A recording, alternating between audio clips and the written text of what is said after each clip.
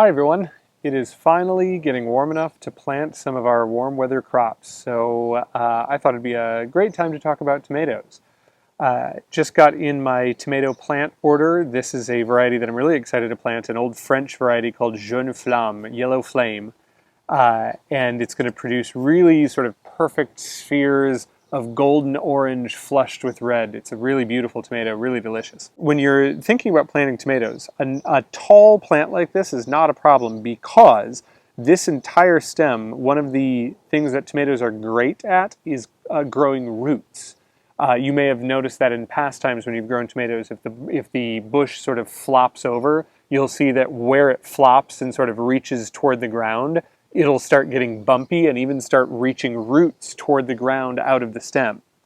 So this entire stem will grow roots if I plant it underground, which is going to be great for this little guy because those extra roots will give the plant much more strength and structure as it grows. I'm going to ease this out of its container here. Now, tomatoes need warm soil. So not only is it really critical to wait until the soil warms in the season, but I kind of gave this a little extra boost. I found some old black plastic just in the recycling bin. So I covered my pots in black plastic. I hate plastic mulch generally speaking, but since this is a reused, recycled product, I figured what would be the harm in giving this a little extra warmth by covering the soil in these pots in black plastic to absorb a little extra heat as they start to build. Tomatoes love soil temps between like 65 and 75. Comparatively, last week when I measured the soil, it was only at about 50 or 55, depending. And even though I'm in a really sunny aspect up on the roof, it's still not ideal for a tomato. And the colder the soil is, the longer these are just going to sit and pout and not really start to grow. And you run the risk of fungal diseases of them sort of sitting in cold, damp soil. Even if it doesn't actually frost, you're going to have pouting plants that are a little more disease prone. So heating up the soil, waiting for the appropriate week to plant is important. Two things that I'm going to do with these. First of all, like I said, I'm going to plant this deep. I'm going to plant this all the way up to that first set of leaves because all of this stem is going to grow roots and produce a stronger plant. Additionally, I'm going to cordon-train these.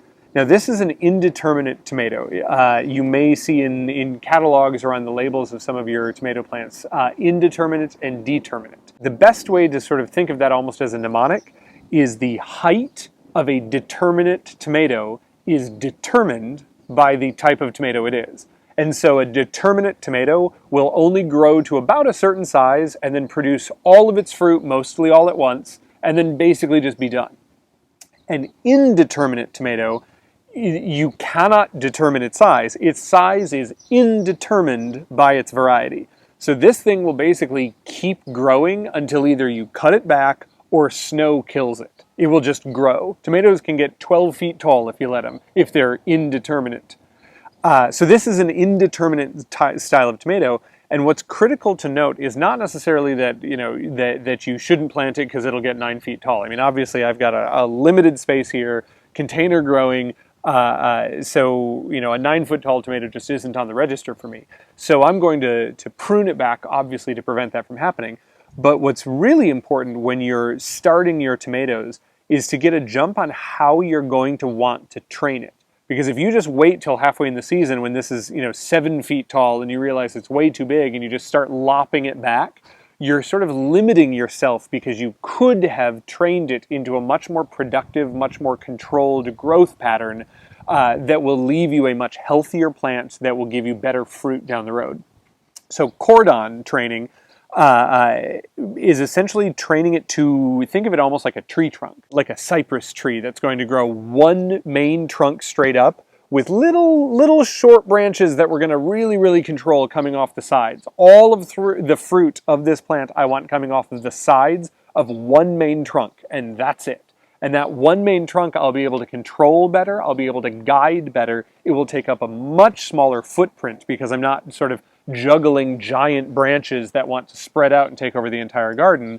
And then nearing the end of the season, when it's covered in green tomatoes and it's 8 feet tall but straight up in one line, and I really want it to stop growing and really focus on ripening the tomatoes that are on it, I can just lop off the top 6 inches of that main trunk, and all of the energy of that entire plant will just go into ripening what's already there, and I'm not worried about sort of training back all of these side branches.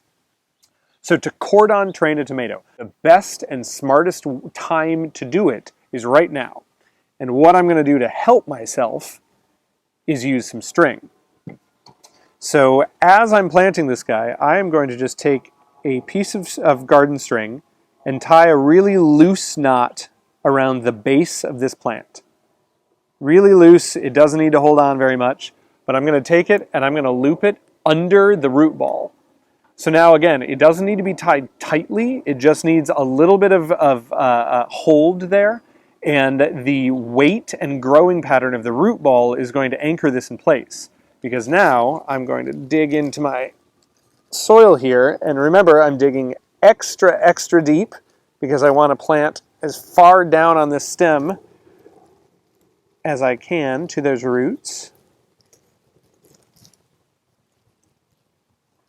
Tuck it all the way down in here. And now this black plastic, I'm just leaving on for about another week, just to until the soil temperatures really start getting up there. Then it's easy enough to cut off and recycle. It's not something I'll leave on the entire season because you absolutely can just cook your roots if you leave it on when the sun really starts getting strong. Early enough in the season right now that I'm not going to worry about it. Now this string is going to be my guide for my cordon.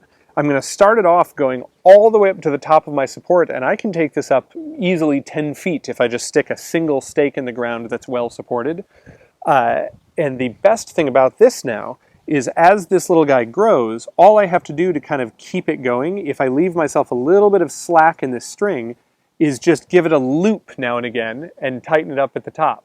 And that will provide really gentle but firm support because that string is anchored to the bottom of the plant. So this is going to grow almost like grapevine straight, and I'm going to keep kind of winding it around this string as it goes.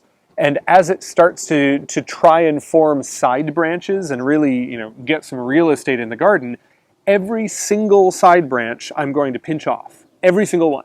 If it's a flowering shoot, obviously leave those, but if you see it trying to sucker, you'll see sort of at a 45-degree angle a shoot of leaves come out. Break that right off. That's going to keep all of the energy and all of the growth contained right in this main trunk, and the only things I'm allowing to shoot off the sides are fruit.